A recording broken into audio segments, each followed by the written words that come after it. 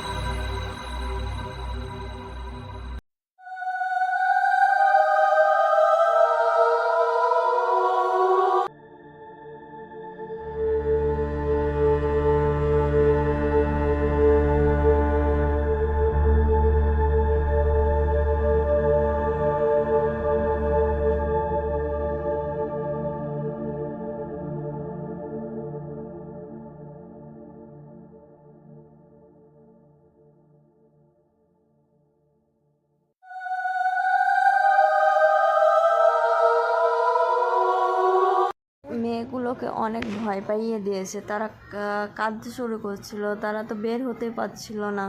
দেখছেন অনেক ভয় পাইছে তারা, কি আস্তে আস্তে বের হয়েছে।